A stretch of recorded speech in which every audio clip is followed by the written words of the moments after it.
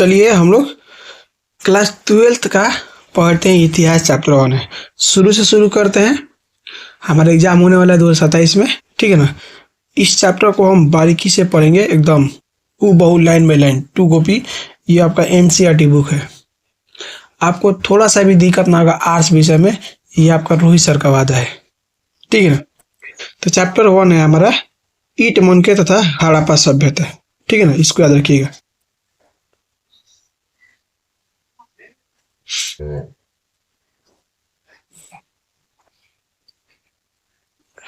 चलिए शुरू से शुरू करते हैं। कह रहा है कि हड़प्पाई मुहर संभवतः हड़प्पा अथवा सिंधु घाटी सभ्यता की सबसे विशिष्ट पुरावस्तु है। कहने का मतलब ये है कि अगर इस हड़प्पा सभ्यता की अगर हम बात करें तो सबसे अलग अजीब सा अगर कोई है तो वह क्या है भाई साहब? हड़प्पा मुहर है। ये आप देख लीजिए, आपके ये हड़प्पा मुहर का चित्र है, ठीक है ना।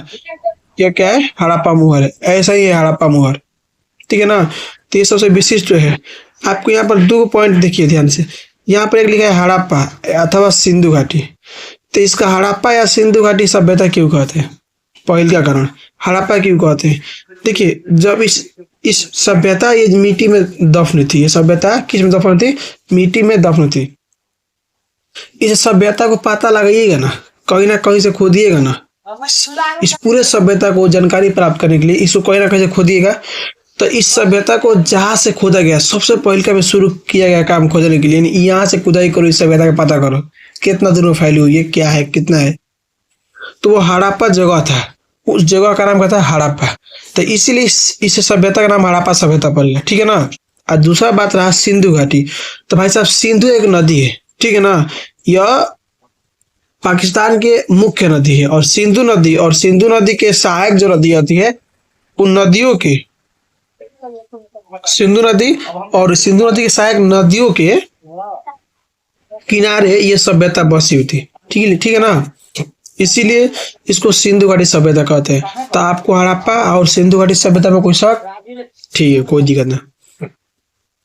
कर देखिए, सेल खड़ी नामक पत्थर से बनाई गई इन मुहरों पर सामान्य रूप से जानवरों के चित्र तथा एक ऐसी लिपि के चित्र उत्कीर्ण है जिन्हें अभी तक पढ़ा नहीं जा सका है। ध्यान दीजिए, ये आपका हड़प्पा सभ्यता का मुहर, ठीक है ना। इस मुहर पर ध्यान दीजिए, ये आपका जानवर का चित्र बना है। ये आपका क्या है? जानवर का चित्र बना है ना। ये तो देखिए ऊपर में ये दोस्त लिखा हुआ है कुछ। इसको कोई नहीं पढ़ा है, इसको कोई अभी तक पढ़ नहीं पाया है क्या लिखा है क्या नहीं लिखा है, ठीक है ना। तो ये जो आपका पत्थर, ये जो आपका मोहर है, ये किस पत्थर से बना है? तो सेल खड़ी पत्थर से बना है। किस पत्थर से बना है? सेल खड़ी पत्थर से बना है। सेल खड़ी पत्थर ऐसा होता है, ये बहुत मुलायम होता है और ये टूट जाता है आसानी से। दूसरा बात, यह दलदली मिट्टी झील और नदी के किनारे मिलता है, ठीक है ना। ये सब कीचड़ उचड़ से बनता है। कीचड़ जब जमा हो जाएगा ना, तो कीचड़ जमा हो जाएगा और जो कड़ी जो मिट्टी का छोटा छोटा कण होगा, उन चीज से ये आपका सेल खड़ी पत्थर बनता है। ये काले रंग का भी होता है, काला हरा रंग का भी होता है, भूरे रंग का भी होता है, ठीक है ना। तो इसका ये रंग है, याद रखिएगा। और इस लिपि पे क्या लिखा है कोई इसको पढ़ नहीं पाया है, ठीक है ना। फिर भी हम इस क्षेत्र में उस समय बसे लोगों के जीवन के विषय में उनके द्वारा पीछे छोड़ी गई पूर्व वस्तु है, जैसे उनके आवास, मृद भांड, आभूषण, औजार तथा मुहर है। दूसरे शब्द में बोले तो पुरातात्विक साक्ष्य के माध्यम से बहुत जानकारी मिलती है। कहने का मतलब ये है कि इस मुहर पे क्या लिखा है कोई नहीं पढ़ पाया है। जब कोई पढ़ ही नहीं पाया है तो कैसे हम लोगों को पता चला कि ये लोग जो थे ना व्यापार करते थे, ये लोग गाड़ी का इस्तेमाल करते थे, ये लोग नली बनाए थे, ये लोग खेती करते थे, ये लोग जानवर पोसते थे, कैसे पता चला? आपके मन में सवाल आते होगा। तो भाई साहब, किस तरह से पढ़ूंगा? पुरातात्विक साक्ष्यों के माध्यम से पता चला, ठीक है ना। देखिए, वे जो लोग इस्तेमाल करते थे ना, जैसे देखिए पूर्ववस्तु, जैसे का घर, जिस घर में रहते थे, मृद भांड, आभूषण, औजार, मुहर, ये सब क्या है? ये सब वो लोग इस्तेमाल करते थे ना। ये आपको जो मुहर दिख रहा है क्या हुआ है? अब ये इस्तेमाल करे थे वो लोग ना, ये छोड़ के चले गए हैं। जब छोड़ के चले गए तो इससे आप पता लगाए है ना। बोलिए। दूसरा बात ध्यान दीजिए, कहने का मतलब ये है कि आप एक रूम में बैठे हैं, ठीक, आप एक क्लासरूम में बैठे हैं और खुदा ना खास्ता उस क्लासरूम ढह गया। जब क्लासरूम ढह गया दोस्त, तो कोई साल बाद उस रूम में पूरा मिट्टी उट्टी भर जाएगा, यानी अगर हम देखें तो वह टीला बन जाएगा। टीला बन जाएगा ना, धूल गर्दा उड़ के, वहां पर कोई नहीं जाएगा, तो कई हजार साल बाद टीला बन जाएगा, मिट्टी से तो पा जाएगा। तो जब उसको खोदा जाएगा, तो उसको जब जब खोदा जाएगा तो उसमें से क्या निकलेगा? बेंच निकलेगा। फिर खोदा जाएगा तब बेंच, ऐसे लाइन से बेंच निकलेगा। और देखा जाएगा साथ में ना कंकाल भी निकल रहा है, कंकाल निकल रहा है ना। तो लोग पता करेंगे ना कि ये देखो कंकाल जितने भी है ना, पहले पहले क्या बात, ये जितने भी बेंच है ये सब एक लाइन में रखे हुए हैं। दूसरा बात, इन बेंच पे कंकाल पड़ा हुआ है, दो दो कंकाल पड़ा है, एक कंकाल पड़ा है, तो समय कौन सा पता चलेगा। कंकाल पड़ा हुआ है और सबका सिर एक ही तरफ है। और एक जगह और देखेगा कि एक का सिर सबके तरफ है, यानी बोर्ड अगर आपके टीचर का दिखेगा तो आपका टीचर का सिर का किधर है, तो आप लोगों की तरफ है। तो इससे क्या पता लगाया जाएगा? हो सकता है कि ये जो होगा ना, ये रूम क्लासरूम होगा। क्या होगा? क्लासरूम होगा, ठीक है ना। तो उसी तरह से लोग ये सब छोड़ के गए हैं ना, उनका मकान, घर, कैसे घर, जैसे घर बनाए थे वो लोग, किस घर में रहते थे वैसे घर उनका है। मिट्टी के बर्तन है, आभूषण का इस्तेमाल जिस चीज से करते थे, औजार का, इन सब चीजों से पता चला है कि ये लोग इतने विकसित थे, ठीक है ना। देखिए, आपके बुक में कुछ चीजें पॉइंट वाली होती है, कुछ चीजें ऐसे ही समझाने के लिए दी होती है। तो आपको यहाँ तक हो गया, ठीक है ना। ये पॉइंट समझाना था आपको, हम समझा दिए। और यहाँ से लेके और यहाँ तक जो लिखा है ना, ये ऐसे ही लिखा है, तो इसको भी हम लोग पढ़ लेते हैं। अब हम देखेंगे कि हड़प्पा सभ्यता के विषय में क्या और कैसे जानते हैं। अब हम लोग क्या देखेंगे कि हड़प्पा सभ्यता के बारे में क्या जानते हैं और कैसे जानते हैं, ठीक है ना। हम यह और निश्लेषण करेंगे कि पुरातात्विक साक्ष्य की व्याख्या कैसे की जाती है और इन व्याख्याओं में कैसे कभी कभी बदलाव आ जाता है। निश्चित रूप से इस सभ्यता के कई पहलू आज भी हमारे जगह से पहलू है और हो सकता है हमेशा ही रहे।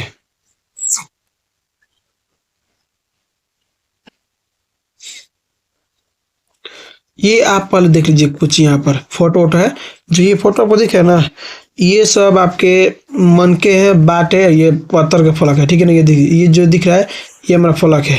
क्या है? ये वाला हमारा फलक है।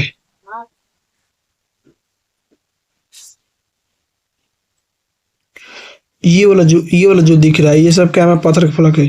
ये सब बाट है, ये आपके मन के है, ठीक है ना। देखिए, शर्तें और स्थान। कह रहा है कि हड़प्पा सभ्यता को सिंधु घाटी सभ्यता के नाम से भी जाना जाता है, ठीक है ना। हड़प्पा सभ्यता को किस सभ्यता के नाम से जानता है? तो सिंधु घाटी सभ्यता जानता है। तो वो बताइए भी कि सिंधु घाटी सभ्यता क्यों कहते हैं।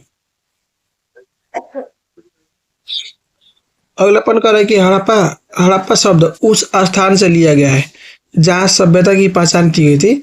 सभ्यता का कुल समय काल 6000 ईसा पूर्व से लेके 1300 ईसा पूर्व तक है, ठीक है ना। ये आपको तो हम बताइए दिए हैं कि जो ये हड़प्पा सभ्यता है, इसका सभ्यता नाम इसे पड़ा हड़प्पा है क्योंकि हड़प्पा जगह पे खोला गया था। और इस सभ्यता का कुल समय है ना 6000 ईसा पूर्व से लेके 1300 ईसा पूर्व तक। यानी कहने का मतलब ये है दोस्त, आरंभिक हड़प्पा भी थी और प्रवर्ती हड़प्पा भी थी, इन सब का इसमें जोड़ा है, ठीक है ना। प्रारंभिक चरण चरण है जिसे 6000 ईसा पूर्व से लेके 2600 ईसा पूर्व तक प्रारंभिक हड़प्पा कहा जाए, ठीक है ना।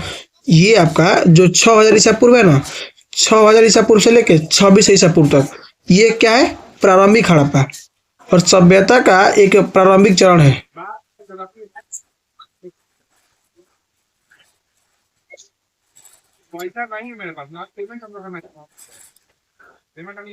सभ्यता का शहरी चरण जिसे परिपक्व हड़प्पा यानी 26 से लेके 19 ईसा पूर्व कहा जाता है। क्या है अंकित, बोलो फिर। क्या डिस्टर्ब कर रहे हो? क्लास ले रहे हैं हम, उधर चुपचाप बोल जाओ, ठीक है ना। हल्ला मत करना है।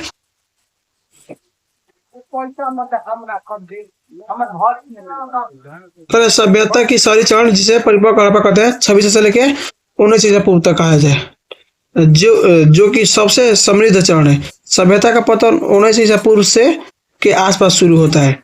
19 ईसा पूर्व से लेकर 13 ईसा पूर्व तक के पतन के चरणों को उत्तर हड़प्पा कहा जाता है। यहाँ पर देख लीजिए, विशिष्ट हड़प्पा मिट्टी के बर्तन, ईंट, पक्की और कच्ची अन्य वस्तु जैसे मुहरे, बाट, मोती, तांबे, कांस्य वस्तु, विभिन्न प्रकार के टेराकोटा वस्तुएं हड़प्पा क्षेत्र से अलावा अफगानिस्तान, बलूचिस्तान, सिंध और पाकिस्तान के पंजाब प्रांत से पाई जाती है। इसके अलावा जम्मू, पंजाब, हरियाणा, राजस्थान, उत्तर प्रदेश, पश्चिम भारत, गुजरात और महाराष्ट्र के साक्ष्य प्राप्त हुए। यानी कहने का मतलब ये है, ये सब चीजें जो है ना इन जगहों से मिली है। तो ये आपको हम दिखाते हैं, बोलना मत कुछ, देख लीजिए, आपको हम फोटो दिखाते हैं।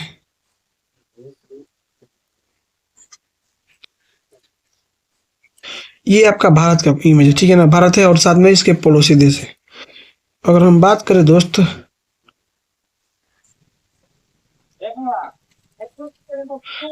तो यहाँ पर देखिए, ये आपका अफगानिस्तान है, ठीक है ना। अफगानिस्तान से प्लस में ये आपका बलूचिस्तान है, बलूचिस्तान से है। और ये आपका पंजाब, सिंध, जम्मू कश्मीर मांडा, और ये आपका दैमाबाद, ये उत्तर प्रदेश का आलमगीरपुर। ये जो हड़प्पा सभ्यता थे ना, ये देख लीजिए, यहाँ से लेके कुछ इस तरह, मतलब चारों तरफ बिखरी, ऐसे ऐसे बिखरी हुई थी। इस एरिया में पूरा हड़प्पा सभ्यता फैली हुई थी। आपको दिखाते हैं हड़प्पा सभ्यता कहाँ कहाँ फैली हुई थी।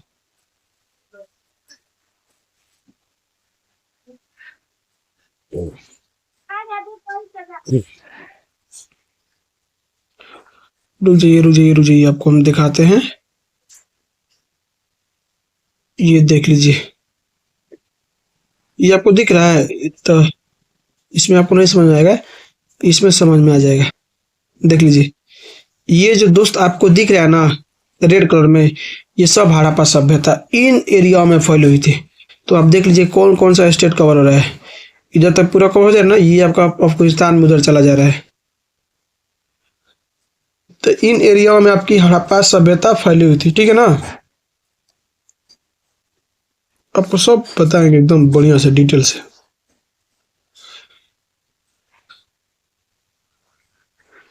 ये देख लीजिए, आपका ये गुजरात वाला क्षेत्र है ना, ये वाला आपको दिख रहा है यहाँ पर, ये वाला गुजरात है ना, यहाँ पर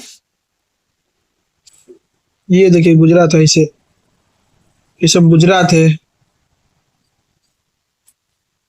ठीक है ना। तो ये आपका विस्तार इतना दूर तक था।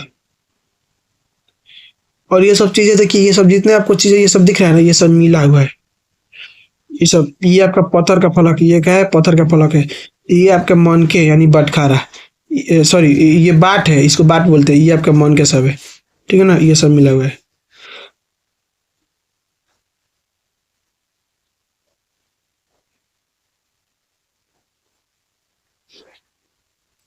देखिए यहाँ पर अंग्रेजी में बीसी, हिंदी में ईसा पूर्व, यानी अंग्रेजी में ना देखिए, बीसी को हिंदी में ईसा पूर्व बोलते हैं। क्या बोलते हैं? ईसा पूर्व बोलते हैं, ठीक है ना। इसको याद रखिएगा, ठीक। इसको थोड़ा सा छोट करके लिखते हैं ताकि आ जाए। रुक जाइए, इसको पतला कर देते हैं। हाँ, देखिए क्या करेगा, अंग्रेजी में बीसी यानी बीसी, बीसी आप लिखिए। बीसी का अर्थ क्या होता है? ईसा पूर्व, ठीक है ना, ईसा पूर्व होता है, ठीक। आप इंग्लिश मीडियम बुक पढ़िएगा तो आपको बीसी लिखा रहेगा, और हिंदी मीडियम बुक पढ़िएगा तो आपको ईसा पूर्व लिखा रहेगा, ठीक है ना।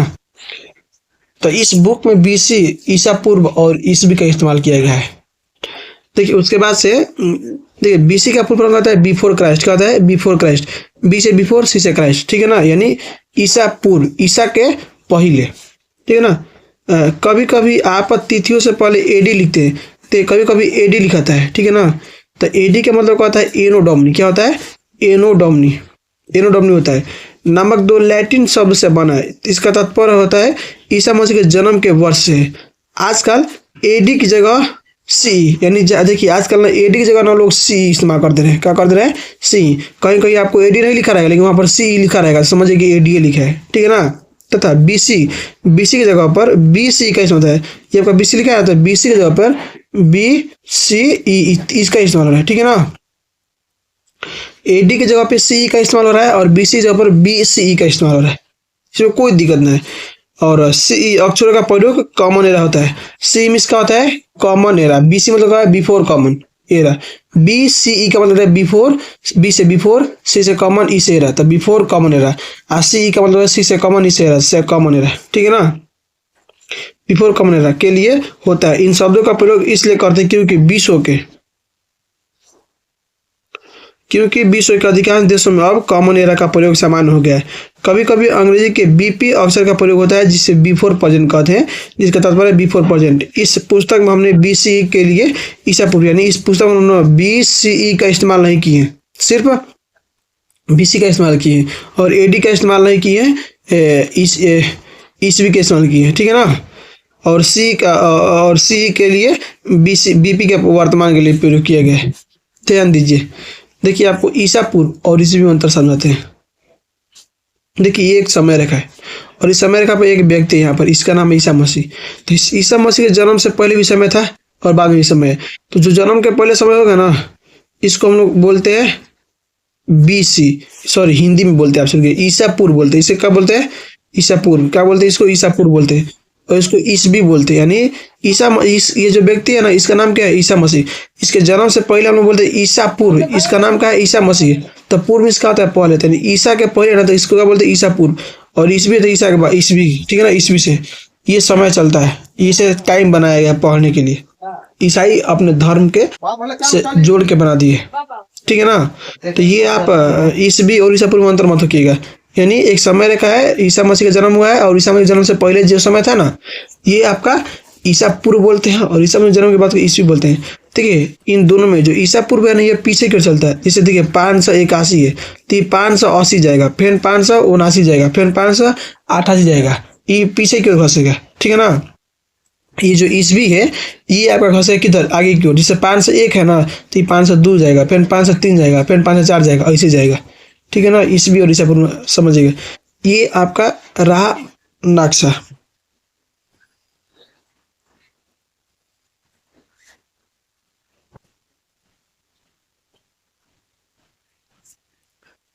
ठीक, देख लीजिए ये उस समय के है, ये उस समय का है जब आपकी किस एरिया में, ये आपको दिख रही है नदी, ये नदी अभी सिंधु नदी है, ये सतलज है। ये देखिए ध्यान से, देखिए आपको दिखाते हैं।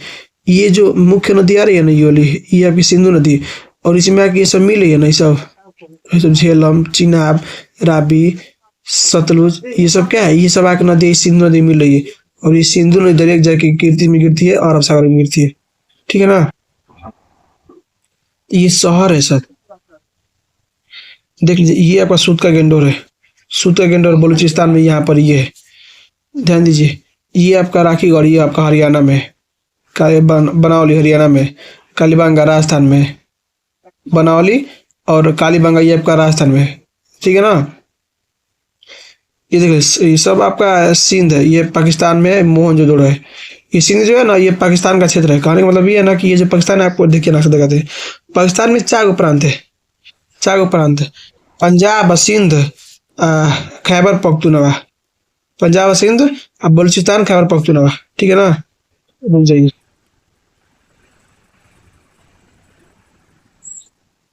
देख लीजिए। ये आपका पंजाब भारत का, पाकिस्तान का नक्शा है। ये जो आपको एरिया दिख रहा है ना, ये हरा कलर में, इसको हम लोग बलूचिस्तान बोलते हैं। ये आपका सिंध है, ये क्या है? सिंध है। और ये आपका पंजाब है, ये आपका खैबर पख्तूनवा है, ठीक है ना। ये 4 प्रांत है। तो ये सिंध, ये पंजाब, ये सिंध है, ये बलूचिस्तान है, ठीक। अब चलिए हम हड़प्पा की वस्तुओं के बारे में जान लेते हैं।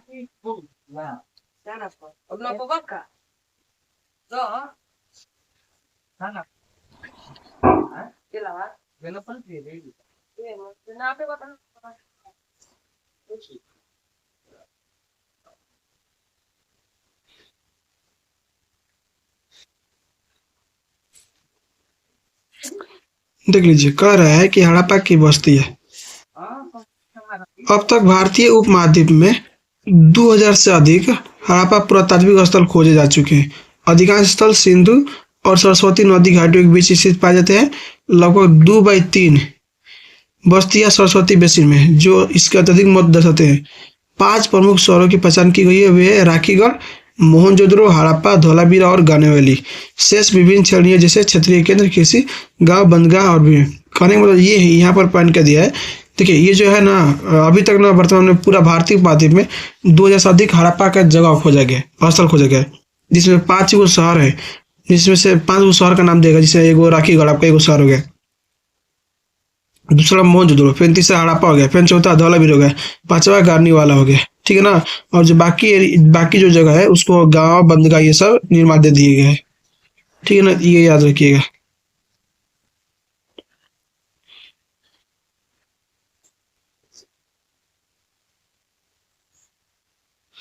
आरंभ। देखिए इस क्षेत्र में विकसित हड़प्पा से पहले भी कई संस्कृतियां अस्तित्व में थी। कहने का मतलब ये है, ये जो आपका हम आपको देखा है लोकेशन सिंधु घाटी सभ्यता का, तो ये जो सिंधु घाटी सभ्यता है आपका, इधर क्या है, ये सिंधु घाटी सभ्यता उसी जगह पर बसी, यानी उसी जगह पर भी जहाँ पहले से लोग रहते थे। ठीक है ना। कहने का मतलब ये है कि यदि आप दोस्त जंगल में जा रहे हैं, तो आप जंगल में जा रहे हैं दोस्त, आपको रात के समय रहने का मौका मिलेगा, तो आप कहाँ रहिएगा, आप देखिएगा कि कहाँ पर हमको एक घर दिख जाए। जंगल में आपको एक टूटा सा भी मकान दिखेगा ना, तो आप 99% उम्मीद है कि आप ओजी जाइबे करिएगा। कैसे आपको वहाँ पर सुविधा मिलेगा, रहने के लिए जगह मिलेगा, फिर आपको पानी मिलेगा, ये सब चीजें मिलेगा, जिसके चलते लोग वहीं पे जाके बसेंगे। तो ये जो आपका सिंधु घाटी सभ्यता है भाई, ये उसी जगह पर बसी जहाँ पहले से लोग रहते थे।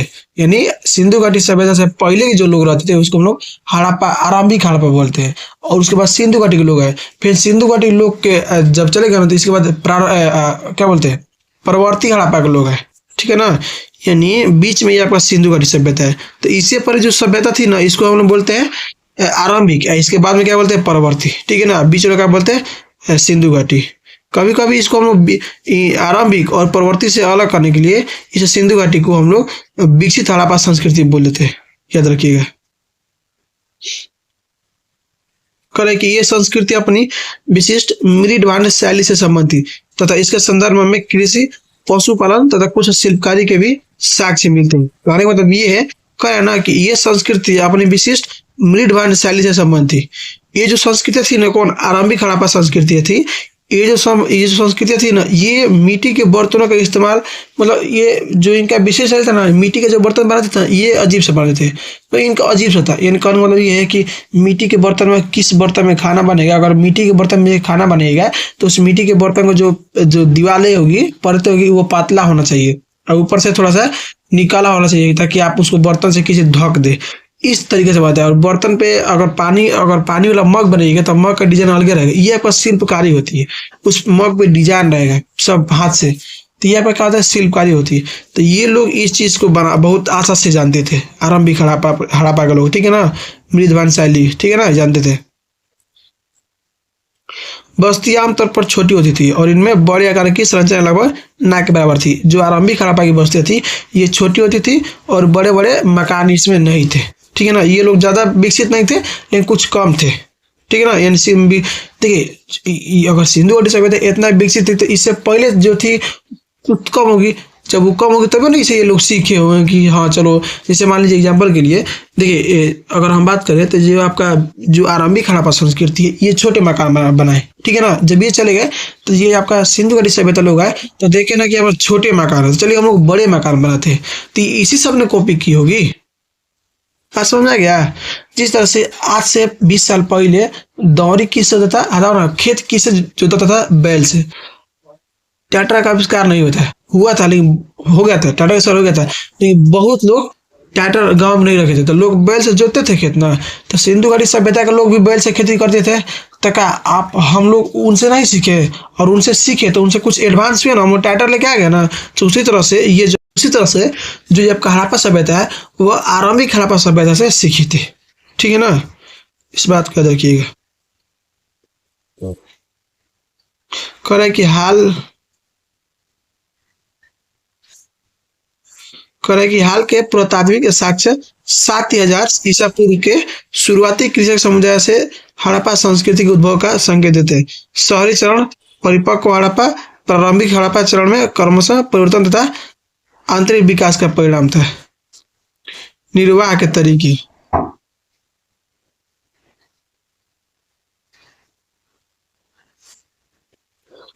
करे कि आप आपने मानचित्र 1 तथा 1 तथा 2 में देखा होगा कि विकसित हड़प्पा संस्कृति कुछ ऐसे स्थानों पर पनपी जहां पहले आरंभिक हड़प्पा संस्कृतियां अस्तित्व में थी। कहने का मतलब ये कि आपको हम दिखाइबे किए बताइबे किए कि जो आपका जो हड़प्पा सभ्यता थी ना, आरंभिक हड़प्पा सभ्यता, यानी जो आपका विकसित हड़प्पा संस्कृति सभ्यता थी, ये विकसित हड़प्पा सभ्यता उसी जगह पर पनपी जहाँ से पहले से एक सभ्यता थी। ठीक है ना। इन संस्कृतियों में कई तत्व जिनमें निर्वाह के तरीके समान थे। हड़प्पा सभ्यता के निवासी कई प्रकार के पेड़ पौधे से प्राप्त उत्पाद और जानवर जिनमें मछली भी शामिल है से प्राप्त भोजन करे थे। हड़प्पा सभ्यता के लोग और आरंभिक हड़प्पा सभ्यता के लोग इनका ना खान पान एक ही था। ये लोग भी आपका थोड़ा थोड़ा क्या करते थे, पौधे पे निर्भर थे, उसके बाद खेती वेती करते थे, उसके बाद से ये आपका जानवर का मछली उसी खाते मछली पकड़ते थे। इन सब पे दोनों आदमी थे।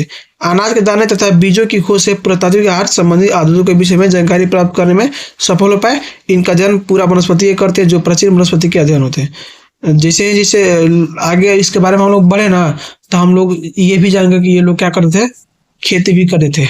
अनाज मिला है तो जरा हुआ है और गेहूं का दाना मिला है तो हमसे पता चला कि ये लोग गेहूं में खेती करते।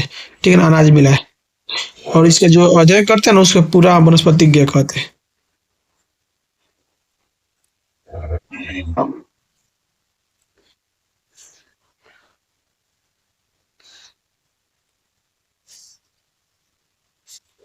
देखिए करे कि हड़प्पा स्थलों से मिले अनाज के दानों में गेहूं, जौ, दाल, सफेद चना, तिल शामिल है। ठीक है ना।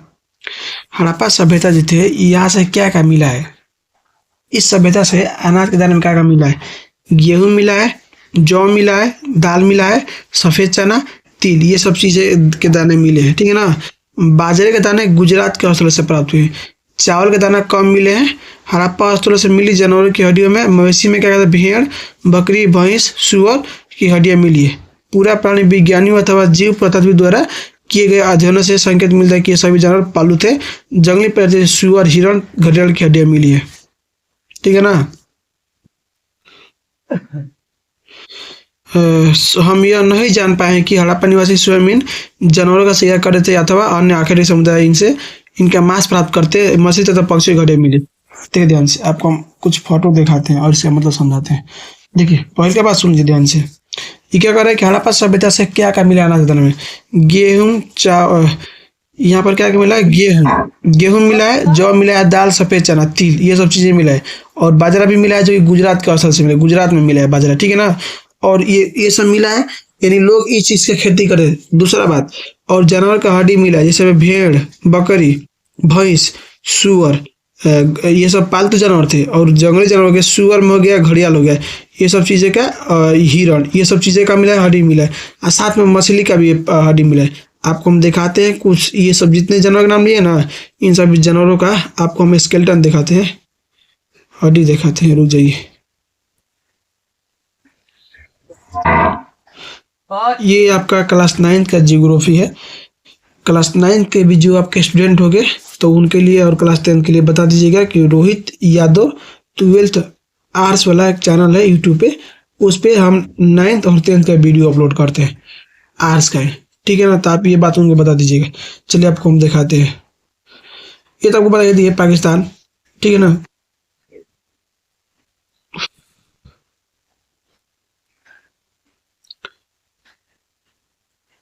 यहाँ पर छोटा सा चीज देख लीजिए, देख लीजिए ध्यान से। ये जो आपका एरिया दिख रहा है ना, ये वाला ग्रीन वाला, इसको हम लोग चोलिस्तान बोलते हैं। यानी थार मरुस्थल, जो भारत का थार मरुस्थल है, इसका जो हिस्सा है ना कुछ पाकिस्तान में चला गया ना, तो उस पाकिस्तान में जो हिस्सा है ना उसको हम लोग चोलिस्तान बोलते हैं। क्या बोलते हैं, चोलिस्तान। तो ये आपको दिख रहा है ना ग्रीन वाला, यही आपका चोलिस्तान है, ये वाला है। ठीक है ना, देख लीजिएगा। और बाकी थार मरुस्थल बस छोटा सा एरिया को चोलिस्तान बोलते हैं पाकिस्तान में। देख लीजिए क्या क्या मिला है, गेहूं मिला है, क्या मिला है, गेहूं मिला है। ये आपका क्या है, जौ है, जौ है, ये आपका दाल है, ये सफेद चना है, ये आपका तिल है, ये आपका बाजरा है। ठीक है ना, ये सब अनाज का दाना मिला है सिंधु घाटी सभ्यता से। बाद में देखिए ये चीज किस चीज का है, ये भाई साहब किस चीज का हड्डी है, ये भेड़ का हड्डी है। किस चीज का हड्डी है, ये सीप यानी भेड़ का हड्डी है, कंकाल। ठीक है ना, देख लीजिए ये मिला है उसमें, ये भैंस का हड्डी है। ठीक है ना, भेड़, बकरी, भैंस, ये आपका सुअर का हड्डी है। देख लीजिए ये सुअर का स्केलेटन है, ये आपका हिरण का स्केलेटन है, ये मिला है ना, ये आपका घड़ियाल का स्केलेटन है, ये मछली है, ये पक्षी है। देख लीजिए ऐसे ही मिलता है, ऐसे ही मिलता है हड्डी जमीन पे गिरा हुआ दिख रहा है, ये वाला ये आपको ऐसे ही दिखाया गया है प्रैक्टिकल में, लेकिन हकीकत ऐसा ही मिलता है। तो ये आपको चीज़ें क्या है, ये सब इन सब चीज़ों का मिला है कहाँ से, सिंधु घाटी सभ्यता से। हाँ, लेकिन सिंधु घाटी सभ्यता के लोग, उनको ये नहीं पता है ना कि ये जितने भी जानवर है इनका शिकार कौन करता है। जो सिंधु घाटी सभ्यता के लोग हैं, तो इनके बारे में हम लोग को ये नहीं पता है ना कि क्या ये लोग खुद ही इन जानवरों को मार देते या फिर कोई अन्य आखेटक समुदाय आता था इन जानवरों को मारता था। कहने का मतलब ये है ना कि हमको तो लग रहा है ना कि ये सिंधु घाटी सभ्यता के लोग मांस उस भी खाते थे। ये आपके बुक में तो नहीं लिखा है, लेकिन हमको लग रहा है दोस्त। अगर नहीं भी खाते होंगे ना, तो हो सकता है कि पक्षी उक्षी खाती होगी हड्डी उड्डी को, मछली वछली को खाती, तो खा के जा गिरा देती होगी, तो उसको दिख गया होगा ये सब। हाँ, लेकिन ये तो कंफर्म है। ये देखिए आपको हम दिखाते हैं, एक और दिखाते हैं, क्या बोलते हैं उसको, ये आप देख लीजिए, इसमें तो नहीं है जी। आपको हम दिखाते हैं, गेहूं का दाना जा रहा है,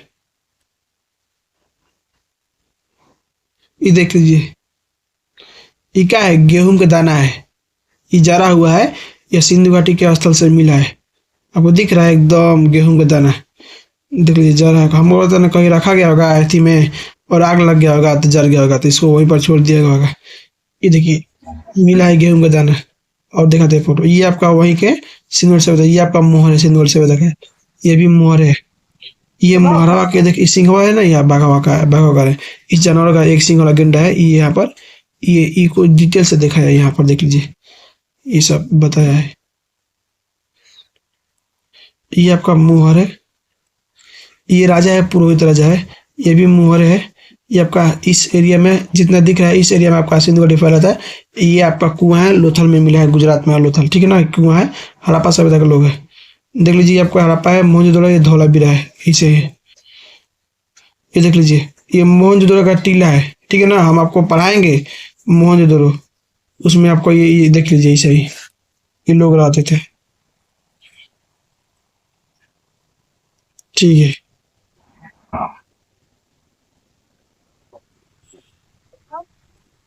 ये आपका टीला है, देख लीजिए ये आपका कुछ स्ट्रक्चर है इस मोहनजोदड़ो के गार्डन का।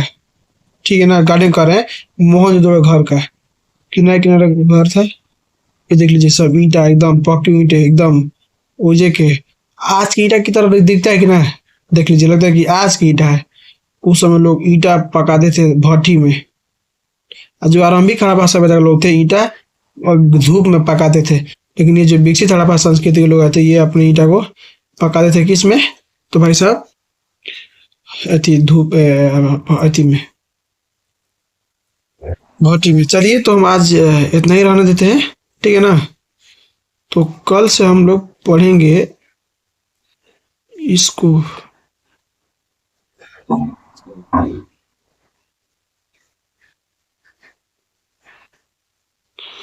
कल से हम लोग कृषि प्रौद्योगिकी के बारे में पढ़ेंगे, कैसे खेती करते थे। और इस चैप्टर का आपको हम नोट्स भी प्रोवाइड करवा देंगे। आपको नोट्स हम दिखाएंगे, रुक जाइए,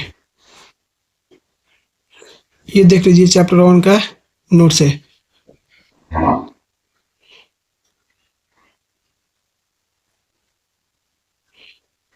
ये चैप्टर नहीं, ये चैप्टर 2 का है। ठीक ना, ये चैप्टर 2 का है। हम आपको चैप्टर 1 का भी ऐसा ही नोट्स प्रोवाइड करवाएंगे पूरा। ये चैप्टर 2 का है, इतिहास का ही है। ठीक है ना, टोटल 52 पेज में, देख लीजिए एकदम डिटेल से पूरा एनसीईआरटी कवर किया गया है। आपको हम चैप्टर 1 का भी दे देंगे नोट्स। बहुत इसका प्राइस बहुत कम रहेगा, लो बजट में रहेगा, ठीक है ना। पूरा हम आपको बताएंगे जब चैप्टर खत्म कर देंगे तब कितना में, ठीक है ना। चलिए आपसे मिलते हैं बाद में।